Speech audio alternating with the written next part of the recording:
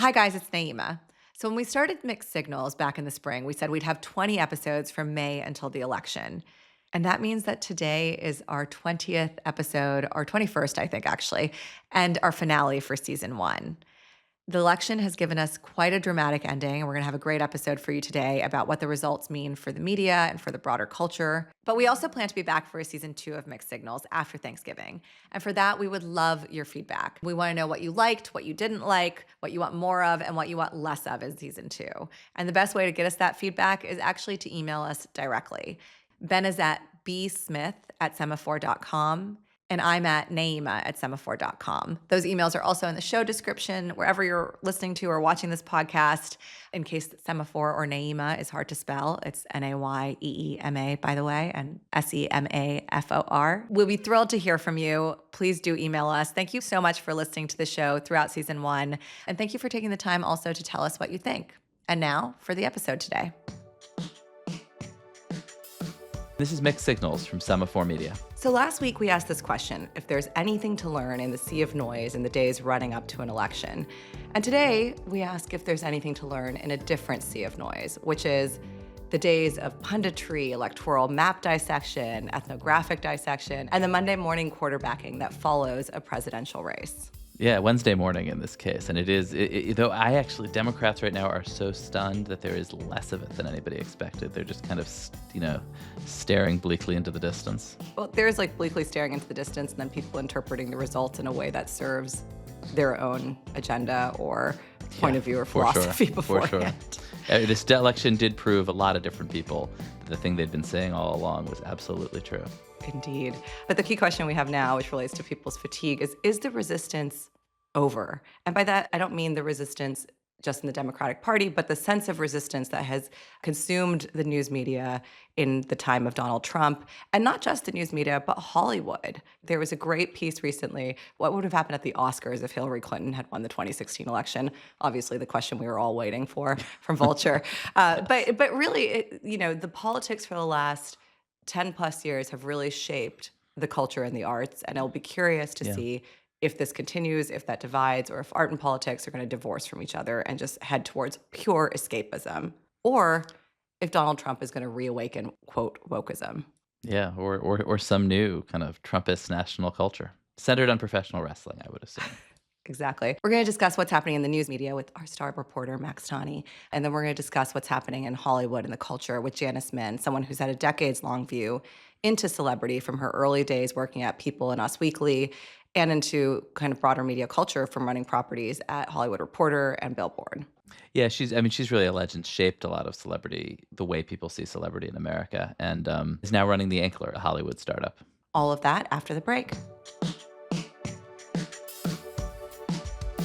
Hi, Ben, and now we have Max Tani with us too. Hi, Max. How are you? Hey, I'm good. I'm a little sleepy still, but we're pushing through. It's Thursday, Max. You haven't slept on I know. Wednesday. Well, it takes a long time to kind of recover from a big night of watching cable news glued to the television like that. The worst indignity is at 2:30 a.m. you file your masterpiece on Galaxy Brain Take and everything, and your editor says, "Hey, you know what? This needs a little more work." And you know what? It did though. But the thing is that you get you're not getting good copy filed at 2:30 in the morning. At least not from me. Ben, I liked your piece on how the outcome of this presidential race means that people have to rethink how we talk about race in presidential elections and politics in America. Yeah, we talked so much about gender in Mixed Signals, and the gender divide was pretty real.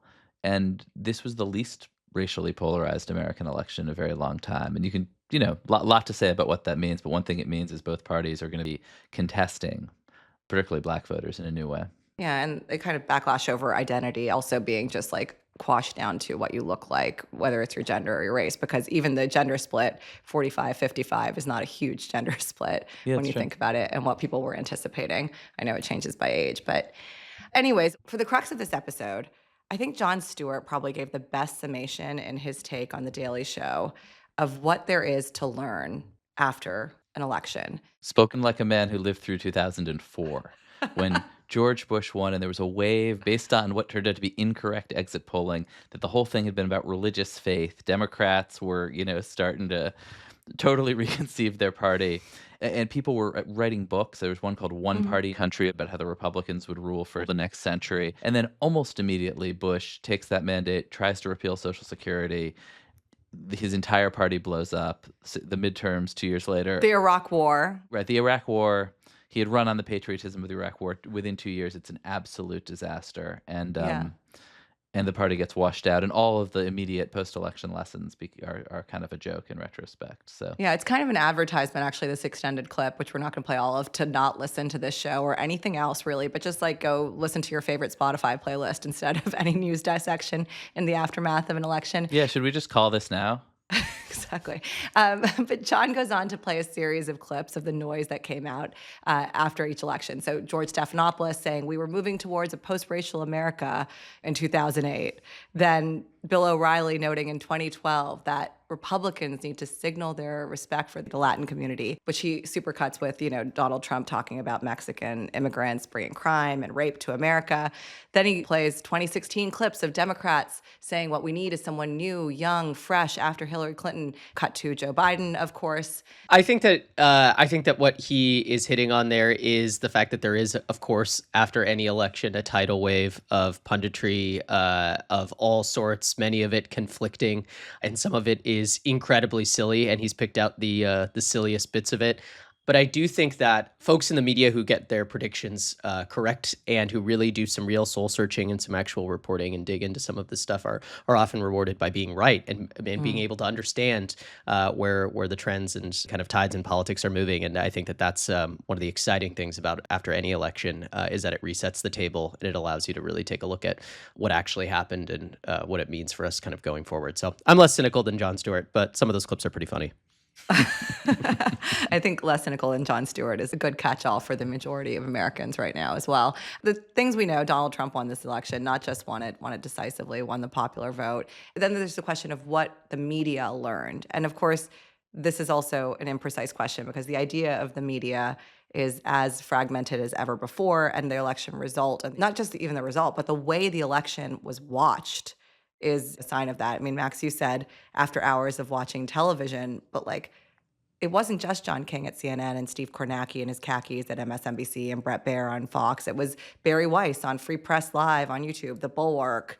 You had Alan Lichtman, the presidential predictor, with whom I published his incorrect New York Times prediction, live on YouTube to 1 million people. You had Brian Williams on Prime talking to the likes of Scott Galloway. You had Candace Owen on Patrick Bet David. Apparently 5 million people tuned in over the course of the evening to that. So where was the election televised, Max? And what does it teach us? It was really interesting. I saw some punditry yesterday in the kind of media analysis space about the fact that television viewership was down 20% this election night's broadcast from 2020, which people were reading a whole host of things into, whether that is, about the lack of enthusiasm for Harris or general cord cutting or in general, lack of interest overall in the election. What I kind of took away from that was the increase of media fragmentation. A lot more people were paying attention in different ways than they had before. Let's zoom in on the traditional media, the mainstream media. There is a bit of a Goldilocks theory right now. There's left-wing critique that we've heard throughout this election, throughout the campaign, that the establishment media, and particularly the New York Times headlines, didn't go hard enough at Trump being an existential threat and was going to cost the election. The right thinks the media gaslit you, CBS clipping the Kamala Harris interview, for example, not asking the right tough questions. And no one thinks that the media got it, quote, just right. But Max, kick us off here. Start with the left, the critique that, the establishment media wasn't hard enough on Donald Trump. And is that a fair critique? And does that have a bearing on this election, you think? This has obviously been one of the stories that I've been most fascinated with this election cycle. This critique that emanates from the White House and the Biden campaign, and which became the Harris campaign, that mainstream media just had normalized Donald Trump, and Biden was being held to a different standard that was harsher. After any election, there's plenty of soul searching about what did we do right? What are the stories that we didn't cover enough? But I actually, in talking to folks in different newsrooms over the last 36 hours or so, it seemed to me that there's been a surprisingly little amount of, well, did we miss things? I think in general, many news organizations have covered Donald Trump in a neutral to overtly negative way, and yet he still continues to overwhelmingly garner support from more than half of the country in this case. And I think that raises questions about whether these types of stories that are negative or critical are actually reaching these people. Do they just not care? I think that's something that people are sifting through today. And Ben, what do you think of the critique on the right that the media has, gaslit you, been showing you the wrong things, has like taken a position on, we've talked about Hunter Biden before on this podcast. Do you think that there's a lesson to be absorbed there? And do you think that newsroom editors are actually absorbing that at places like the New York Times or CBS or Washington Post? I mean, honestly, I think the fact that we're still talking about Hunter Biden from 4 years ago rather than some new outrage suggests that that isn't really an accurate criticism. I mean, obviously the media screws up sometimes, and this editing of the CBS interview was imperfect, and the dozens of swing voters who saw that might have slightly missed something Kamala said that you could also see in a million other videos. No, I mean, I think that what Max said is right. Like the media, the sort of legacy news media did a pretty good job, and it just didn't matter at all, right? Like that's the Goldilocks theory. Like the pudding was the right temperature, and nobody really ate it or liked it much. Yeah. So good luck with that. It's a mirror of the kind of political critique, right? Because some people are saying, oh, Harris was too in the middle. She didn't pick a lane. She didn't go strong enough for the American voter. She didn't swing hard to the left enough. Other people are saying she didn't swing hard to the right enough. She didn't disavow trans being a dominant conversation in our culture. She didn't take a hard position on the border till it was too late. And I think there is this question of like people are just dissatisfied when things are middling. And people are unhappy with institutions, and like the media institutions, I think by a lot of people rejected in favor of I mean, I think obviously Elon Musk's X, the most influential media player of the cycle, which was this wide open sluice of a mixture of truth and untruth and propaganda and interesting perspective and viral clips that might have Yeah. offended you, but were very watchable. Yeah, and I think the sort of anti-establishment sort of sentiment won the day. And part of being a conservative in America is hating the media. Like if you imagine a situation in which the media was being really fair, they'd have to attack it as unfair anyway because it's such an article of faith and sort of commercial advantage to big chunks of right-wing politics and media. Although, I mean, that has not it has not limited itself to the right by any means in this election cycle True. or in recent history. I think actually a feature of participating in democracy is being frustrated with the media these days. Although there is this nostalgia, right? And nostalgia is a big driver for this election overall. Trump is selling nostalgia to people. Kamala Harris saying, we'll never go back. Trump saying, oh, we'd like to go back. We've talked about the trad wife culture. There's a lot of nostalgia in America for something that was. And I think there's also a lot of nostalgia about the news. People want to say like, oh, I miss the days where I could like, Dan Rather and Peter Jennings and, would tell me what to think, and Walter Cronkite. And a lot of these people were not alive during, those days anyways, but reminisce and are nostalgic for that. I guess I would just say that as with the sort of post-election punditry about why everybody won, the media also gets consumed every cycle by punditry about itself, what it did wrong. Last cycle, it was that they didn't cover the threat to democracy enough, and every team stood up. Lots of reporters who I think wrote stories nobody read and ran around the country for 4 years covering, the deputy registrar of the Missouri State Election Board had put something racist on Facebook, which just didn't turn out to be an important story this election. Maybe ultimately did help push Congress and states to sort of harden election procedures, and that way was good, but was not the big story. And right now, whatever conversation we're having right now, like freeze it in amber, next election's going to be about something different.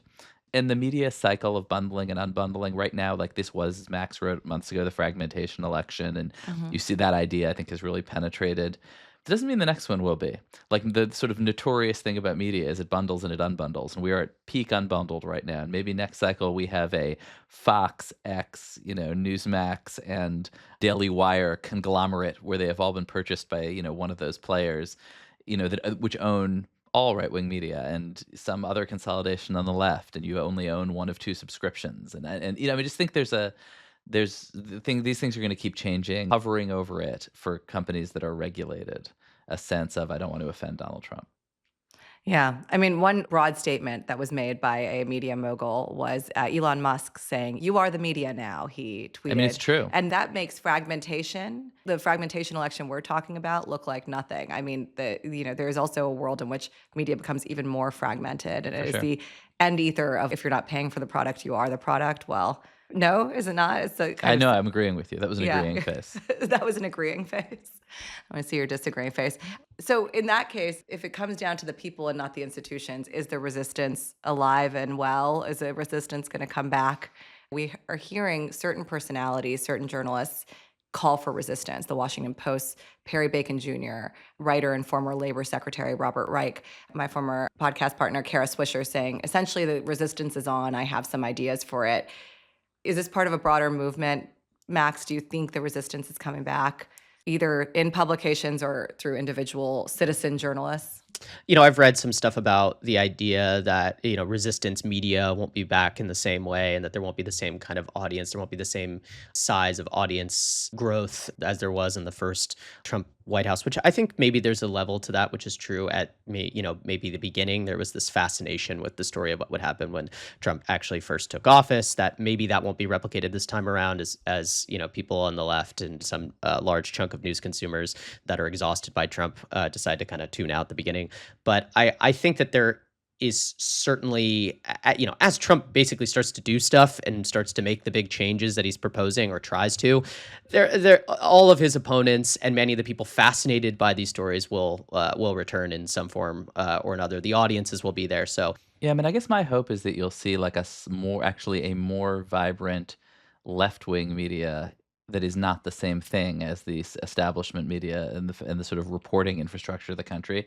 And I guess conversely, that you'll see a right-wing media that does a little more reporting and a little less pure kind of like grumbling about the rest of the media. I mean, I think one of the unhealthy things right now was that you had a legacy media that produced most of the original facts, and not much to its left. And I think maybe you sort of see a bit of a shift there where the resistance media, kind of emerges more fully in some sense. I have a kind of different take, which is I think that people are also just sick of the news. Like, I actually wonder if there's just exhaustion. I think even some of the mirage around Kamala Harris was around, this desire to find joy again, this desire for escapism. I wonder if you will have this continued fragmentation of pockets of resistance media. The important stories will still be written for posterity in the pages of the major publications. They will be covered on television for the small percentage of people.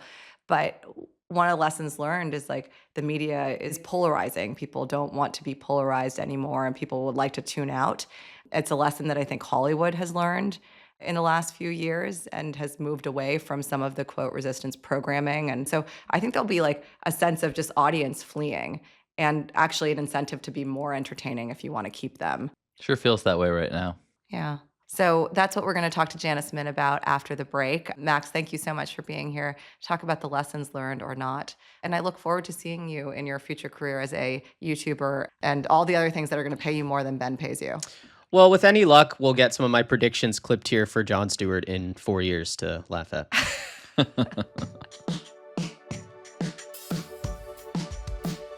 This week on our branded segment with Think with Google, I talked with Google's VP of Marketing, Josh Spanier, about AI and how it's expanding what search can do. There are obviously some big changes to the Google search page. I was recently searching for some New York Mets trivia, and you immediately hit this AI summary at the top, which is a big change.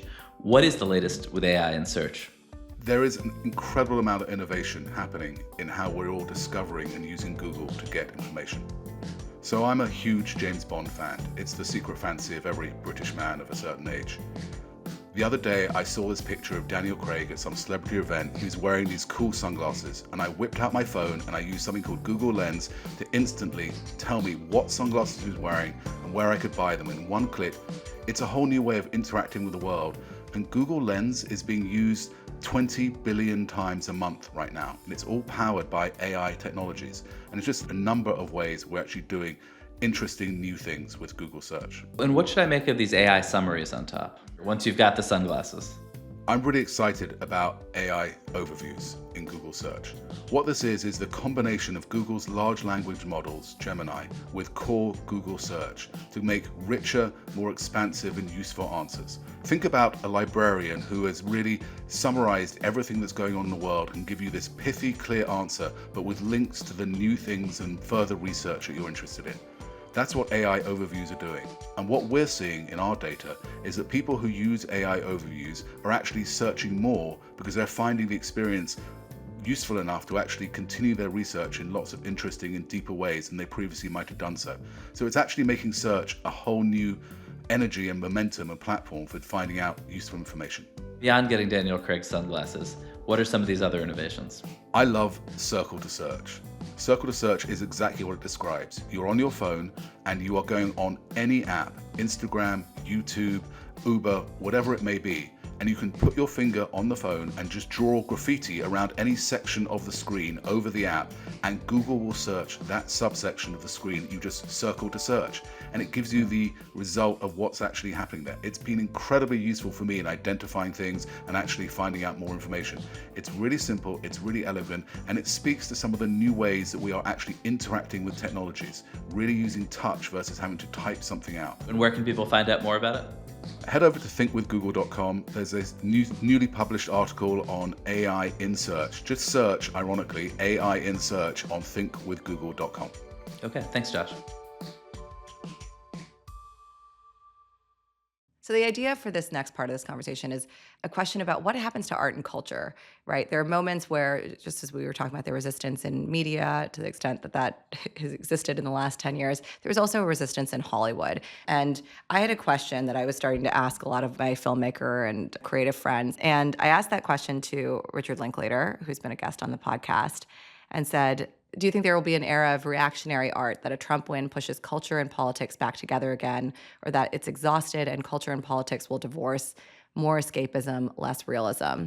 And he responded to me, America just very consciously voted for a presidency WWF mashup reality show, the triumphant apex of Guy Debord's Society of the Spectacle critique.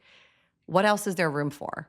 A small, quote, elite sliver of the culture will accept a little art for art's sake, but the bigger culture clearly is craving nothing but escapism. And the industry will be happy to concentrate singularly on that, where they've been heading to for a long time anyway. Man, Richard Linklater, incredible director of, most recently Hitman, the Before Sunrise Sunset, but also incredibly astute cultural observer. One of the things I love about texting with Rick is that he drops these wisdoms. He's like, the apex of Guy Debord's Society of the Spectacle, which I had to go read, which is this sense of kind of Marxist cultural critique of, maybe Ben, you know it better. So what is the spectacle? I don't know it better. I think, as he describes it, a culture that's driven by over-the-top performance, basically, and WWE being a kind of embodiment. Yeah, and also this idea of spectacle of watching. And, it talks about, I'm now giving you the Wikipedia cliff notes, and it's a world in which authentic social life is replaced with its representation. All that was once directly lived has become mere representation, is what Debord writes. And he argues that basically social life can move from the decline of being into having, and having into merely appearing, which is like a 1960s forecasting of Instagram, I think. I'm just trying to watch 90 Day Fiancé over here. I have no idea what you're talking about. Is this going to be a renaissance for political art? Are we going to see more shows like The Good Fight come out? Or is this going to be an era of escapism in your TVs and your theaters, and more WWF, more Real Housewives? It's a big question for Janice Min, our guest, who's not a studio executive, but has covered Hollywood for a long time, has covered celebrity, has covered the spectacle, really, for a long time. And maybe, Ben, just give us a bit more bio on who Janice is. Yeah, Janice had, iconic runs at Us Weekly and then at The Hollywood Reporter, where she shaped, in turn, kind of U.S. celebrity culture, and then really how Hollywood saw itself. And is one of the most astute observers, I think, of how culture gets made. And she's now running The Ankler, a great new startup covering Hollywood. All right, let's have Janice join us. Hey, Janice. Hi. Hi, Ben. Hi, Nayeema. Thanks for joining us. I'm happy to be here. I guess just to begin with, what's the feeling out there in Hollywood in the immediate post-election? Are the people who make culture gutted, relieved, divided? Gutted. Absolutely gutted. Everybody is their version of Kendall Roy in the final scene of Succession walking to the river. Everyone's sort of in like zombie mode. People are crying. My daughter she goes to an all-girls school, and everybody was in tears yesterday. So, pretty rough. And in some ways rougher than 2016 when that happened, because Really? because I think also, remember, Kamala is one of ours. She's married to a Hollywood lawyer. Yes, and she lives in Brentwood, which is, it's about a mile. So we could walk to her house from where the Ankler offices are. And she is definitely like considered one of Hollywood's own, which, we see how that worked out. But that, so I think there is a grief unique to Hollywood. And there's also a grief to all these people. When all these people who think that they know everything, they have their finger on the pulse of American culture and what the taste is, to see the rug pulled out from under you is always really jarring. So we were just discussing this idea of resistance media, in the news media. We were discussing with our colleague Max Tani, thinking that it's over, or it's at least going to get ground down and fragmented over the next 4 years. We want to discuss with you whether that resistance culture is alive in Hollywood or if it's going to have a comeback, because there was this great piece recently that Vulture had, which was what would have happened to the Oscars in 2016 to 2020 if Hillary Clinton had won instead of Donald Trump. Sure. And Hollywood really programmed the opposition in some way. And a lot of films that were greenlit off the back of, Donald Trump's election, off of 2020 racial protests, off of BLM, it skewed left for a while, even more left. Would you agree with that, Janice? I think there was a lot of pride in being the so-called resistance, but it ended up sort of blowing up in everyone's face, right? I think that Hollywood has always been this bogeyman for Republicans and the right wing, and more so. And I think where you saw the media develop this sort of resistance media was on the right. And you saw, Barry Weiss and Ben Shapiro and Joe Rogan, and you saw these people come out that were embracing the voice of the frustrated. Whether you love them or hate them, they had an audience. This all played out with Bob Iger and Disney going to war with Ron DeSantis, though I know that was Bob Chapek before him, but the ghosts of that are still hanging all over the company there. And to the point where Bob Iger, who had made all these bold moves in casting with like Simu Liu and Shang-Chi and Black Panther, and made like diverse casting a big focal point of Disney. By the time Lightyear came out, and I think was there a gay romance, and people were pulling the movies, and then it became the whole go woke, go broke, and everyone was sort of piling on. Was that true in Hollywood? Was that like an accurate sort of neutral assessment that more politically kind of progressive films didn't succeed? A little bit of both. I mean, I think some of what Bob Iger has said more recently is true. Like, it first actually has to be good, and you can't lead with a message. But, you bring that all the way back up to the Apprentice movie today that Gabe Sherman, who did such a great job on it, put out, and and people didn't want to go see it. This is the film about Roy Cohn, in which Jeremy Strong plays Roy Cohn's character, and kind of it's about the creation of Donald Trump over time. Yeah, the origin story. But Janice, don't you think people were exhausted? This whole go broke, go woke, was it a revelation, or was it people continuously exhausted? Because even if you look at that moment in 2016 at the Oscars when Moonlight won instead of La La Land, and there was that huge gaffe on the stage, there was already a splintering of people, saying, "Oh, we're virtue signaling. This isn't really," in casting meetings. People would make jokes that "Oh, you're going in to pitch something to Netflix. Did you put in your, trans character yet?" I felt there was a lot of exhaustion of wokeism after the Harvey Weinstein cliff. So 2018, 2019, 2020, people were already exhausted. Picks back up after BLM. In 2020, you see a surge of more diverse casting and programming, and the import of culture reflecting that. When did it go away? Was it the strikes? Yeah, I think it was a bunch of things. I think the Disney moment was a real turning point. But I think I just want to clarify the diverse casting is still here, and that's amazing. I don't think that's going away. What people were really objecting to was leading with that and having that be in your face, and Hollywood wanting to be congratulated for that, and having to talk about it in acceptance speeches at awards shows. Like, I think what a lot of people in town were feeling like was Hollywood is here to entertain you, not lecture you. And I think the lecturing part of it became tiresome for a lot of the audience, but also for people who work here. Yeah, and I think even on the casting has actually not changed that much, and particularly in terms of Black representation or Muslim representation. There has been much more Asian representation. The study found that 44 films had AAPI lead characters, and 14 of those were Dwayne Johnson.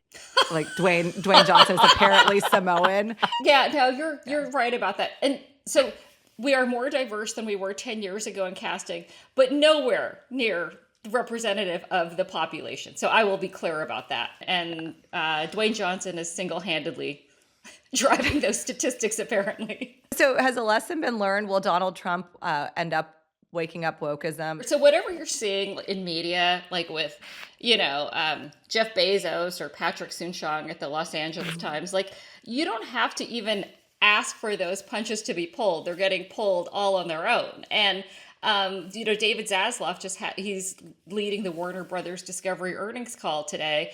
And he is saying that this is a great opportunity for business, the election of Trump. And of course, it's a great opportunity for his business. But you can see, there's no secret code. You can hear Trump saying for the whole election that he's going to punish his enemies. So if you're Hollywood and your businesses are so imperiled, and let's just think about where we are in 2024 versus 2016. There were more studios in 2016, at least Fox, because it hadn't yet been fully acquired by Disney.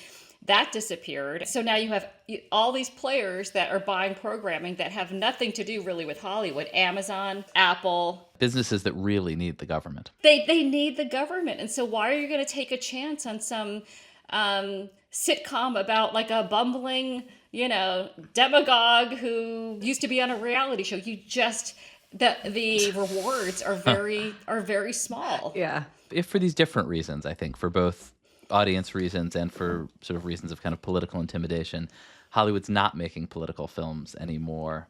What are they making? Like, what is gonna fill that space during this new Trump era? The timing is great for this conversation because we are in the midst of this series where we're going like studio by studio, streamer by streamer to see what they are buying, and it is like if you miss 1980s television and film, this is going to be your era because people are looking for. I'm going to use some of the terminology that the market uses. So, if you're Amazon. You are looking for a lot of young adult. You want to be the new CW. People like young adult television because you will watch it over and over again. You will binge it. I can't overstate the importance of sports and the NFL and all of this and how, television has gone all in on NFL. It's like most of the top 100 shows every year. So that means more men watching television. So Amazon has done really well with white man with a gun shows, as they're called. So it's Reacher, it's Jack Ryan. That's actually one of my favorite genres. Oh my God. Or also known as Dad Bosch. TV. Bosch. Yep. Oh my Yep. God. Okay. Like season 4. They're doing a Reacher spinoff with a woman. So they're also looking for white woman with a gun spinoffs. Kamala or Glock, I guess. So strong female lead plus Second Amendment. Plus gun, yes. Plus Second Amendment. And then there's vengeance. So that would be perhaps a plot.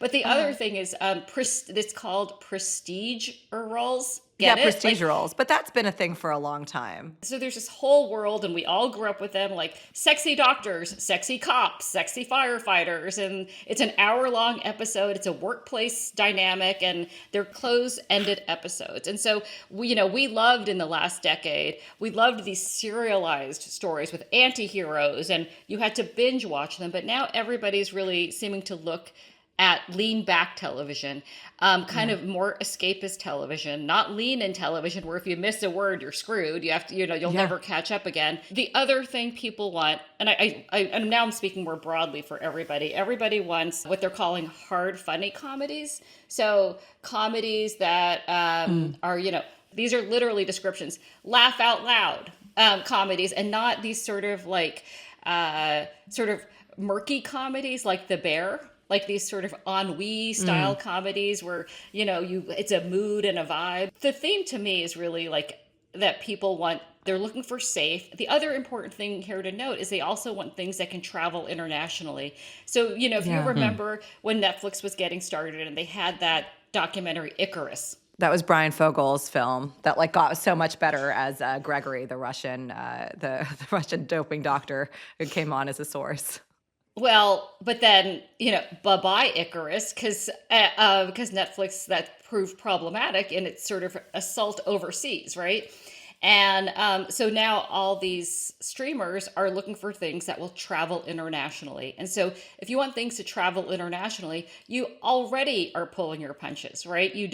There's no point to do anything controversial or things that would be upsetting to Viktor Orban. You know, like you just don't. Part of it is like they want people also to keep coming back. Like you were talking about 1980s. It's like TGI Fridays. Yes, must see TV, but on Thursdays or TGI Fridays. Yeah, like you want to feel like, I'm done. That was good. I can't wait for the next one. And part of this is like we kind of have lost in the last, I would say 4 years, that whole idea of like, obviously, like the idea of monoculture is long gone, right? But this idea of water cooler television, where like, oh my God, I can't wait to talk about, you know, Game of Thrones or whatever, you know, with my friends, and everyone's off schedule. It doesn't work. And so like, you can't really ride those waves of like mass discussion anymore. And so I think that became less effective. Yeah. And there was a moment, I remember talking to Richard Plepler, there was like mass discussion of shows like Mad Men, but actually the ratings were like, no one was watching, but people were talking about it. And I was speaking to a comedian the other day who was like, I never seen Scandal, but I know everything that happened in Scandal because I saw the ads. The ads are good. I know exactly what happened in that show. And, I know who had sex with who, what's going on. And I think there was a sense of that. Totally. And I think, you know, Mad Men, Succession, you can go down these list of prestige Emmy-winning shows where they align pretty one-on-one with who was voting for Kamala Harris, right? So I think it goes back to what we were talking about just a little while ago about the sort of bubble of all of this and how it feeds each other. So I want to pick up on this idea of nostalgia programming that you were talking about, Janice, because some of these trends don't seem new to me. They seem like things that have dominated Hollywood for a long time. I mean, being afraid of foreign governments seems like it dates back to Seth Rogen's film on North Korea, the Sony hack. I remember that didn't go well. I remember pitching something, a docuseries that was around Putin at the time, and a very kind executive told me like wouldn't touch it with a 10-foot pole, and neither would anyone else, though they liked it.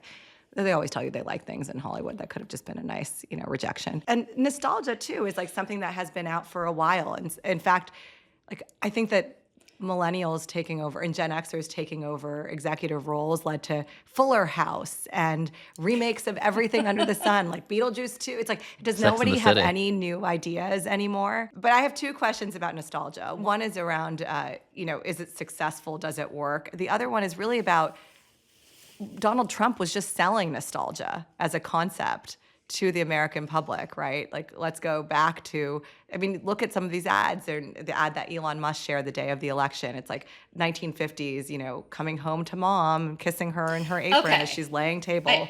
I'm so glad you brought this up, because one of the things that is so underreported about Hollywood is how Hollywood played this role in creating that myth, the Make America Great Again America that never actually really existed. And so it was this, and if you really go back to it, we don't have time to do this today, but Hollywood was founded by largely Eastern European Jewish immigrants who were fleeing pogroms and just the worst. And they come and they create an invented America out of Hollywood.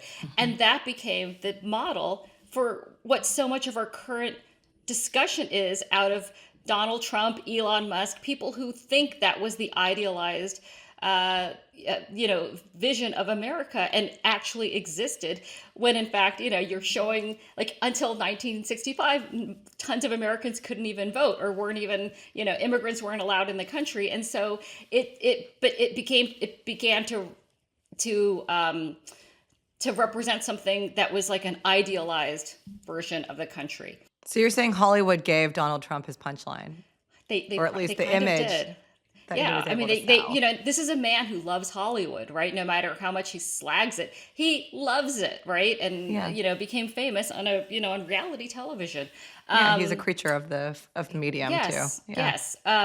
But the nostalgia stuff in terms of sort of remakes and reboots and sequels, like I hate to break it to people, but they actually work. And so there's this whole movement in terms of buying right now. Like, people don't want original ideas. If you have an original idea, like, oh, that's nice, keep it to yourself, we don't want it. Like, there are a lot of reasons for that. One of them is that everyone's terrified. So you need to be able, for their jobs, if you're an executive, everyone's getting laid off constantly. You hear about thousands of people getting laid off all the time. So you want to be able to say, but wait, look, it was a best-selling book. It spent 6 weeks on the New York Times bestseller list. So you want to be able to have some backup for your decisions.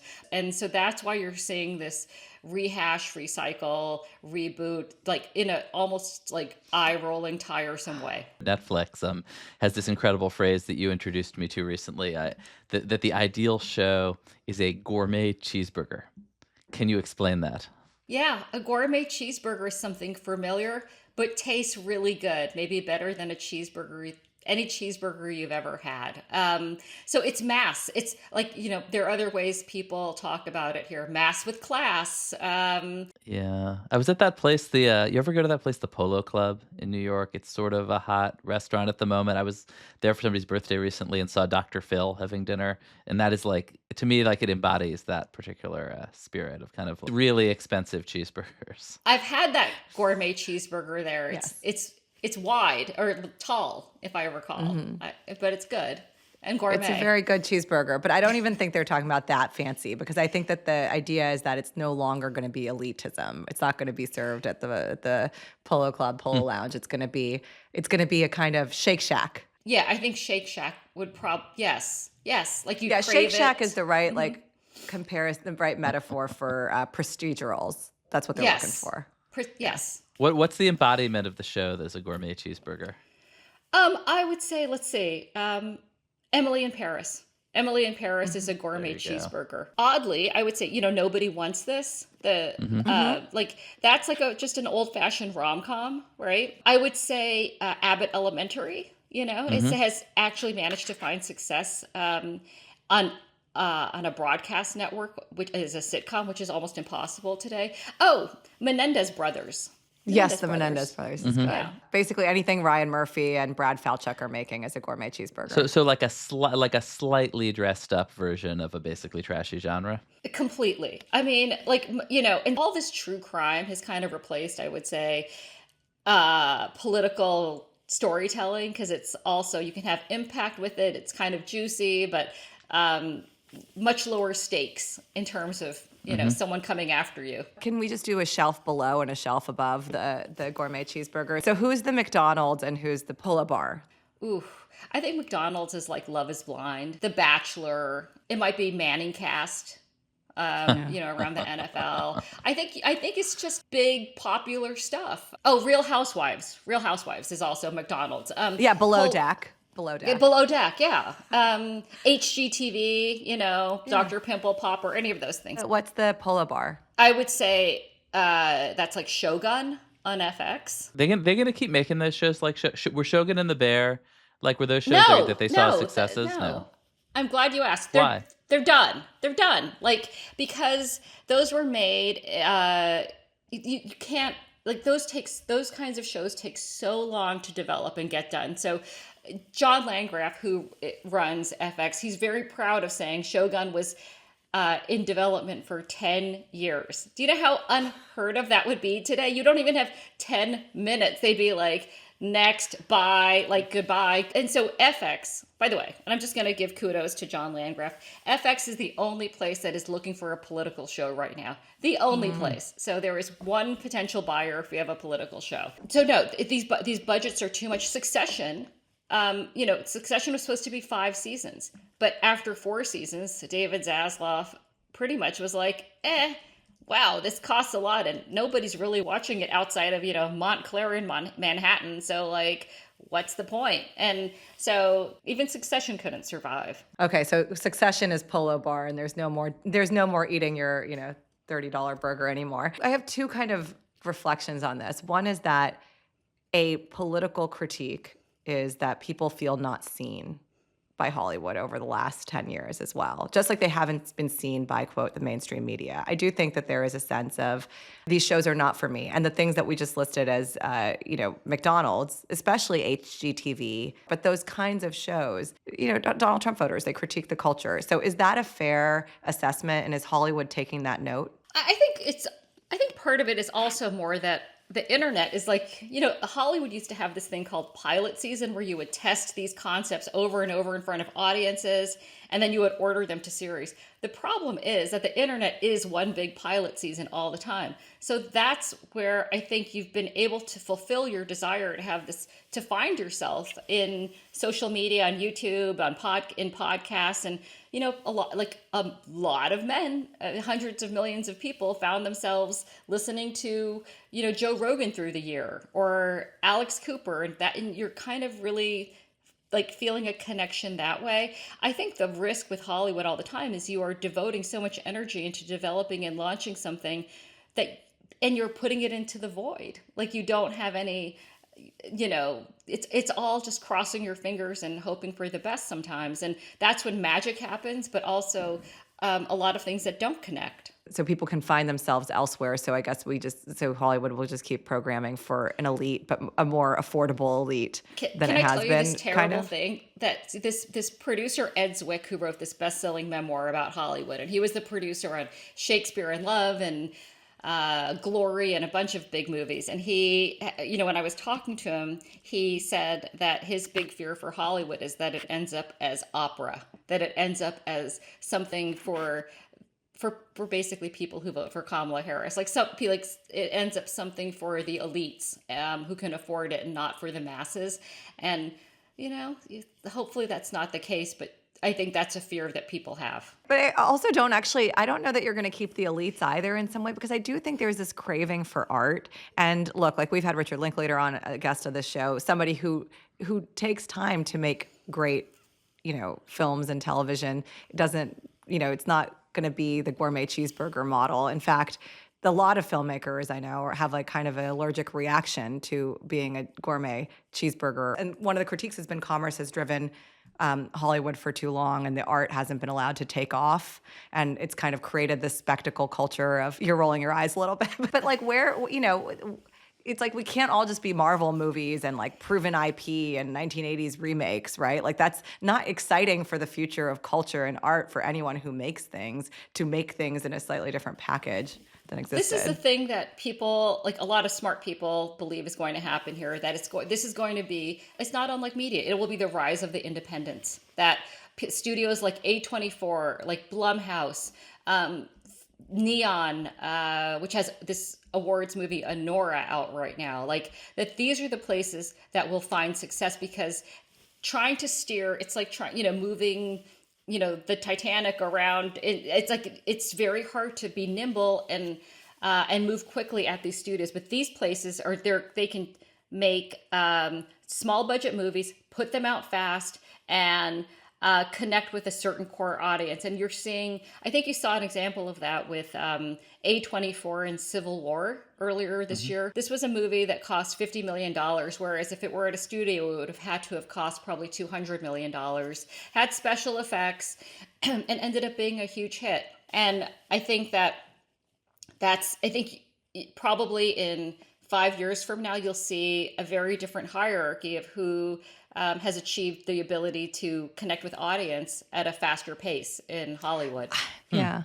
I think of A24 as gourmet cheeseburger, though. It's all in that YA cult. I mean, it created it. I think in some ways Netflix and others are trying to catch up with what those guys did. Oh, I think that's a little unfair. They're higher brow. It's like some other kind of meal that you order. I don't know, Janice.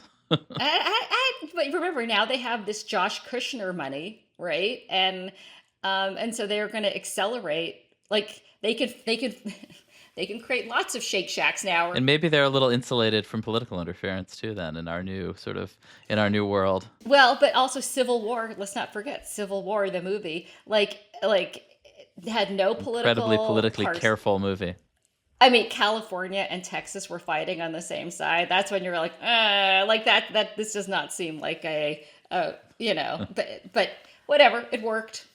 But it had a strong female lead and guns, so probably would have hit the intersection of that Venn diagram that Kamala Harris loves so much. I wonder actually if like the art would actually come from patrons again, actually independently wealthy people funding. Oh my God, the Medici new model films or screenplays. Yeah, The sub-in Lorene Powell jobs.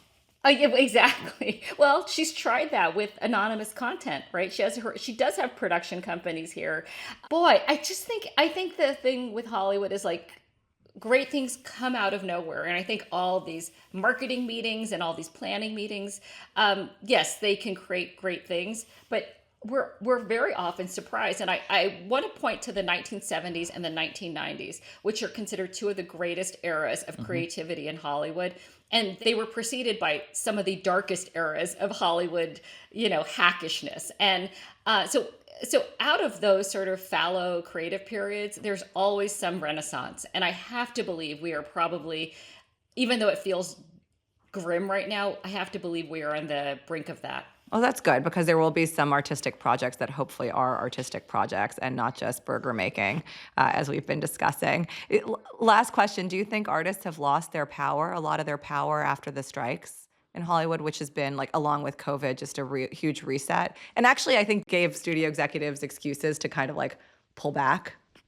I think they had lost their power before the strike, which is, enter the strike. And but the economic forces, it's very popular now to blame the strike. Like, we wouldn't be in this place if it weren't for those dang writers. But those forces were already in play. And I think what it did was just like bring them to the surface and make them completely obvious. What we're seeing is great talent, great writers, but it's people who already crossed the threshold into the A-list. I guess they're doing just fine now. It's people who need a break, who never got quite past that top of the call list part of their career. They're the ones having the hardest time right now.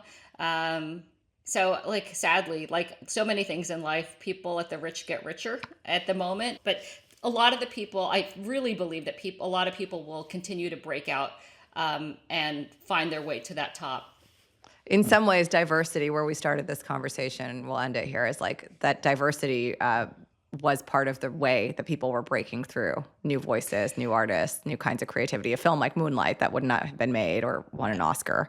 Absolutely. And it's not to end on a grim note, but it is diverse voices who are getting hurt pretty hard at the moment, because when you think about, if you're a studio chief and you're thinking who's safe, who's experienced, all the words that people use, the profile of that is typically not a young diverse writer, but an older white male. So yeah. Well, on that cheerful note. Thank you so much, Janice, for being with us. Okay, thanks for having me.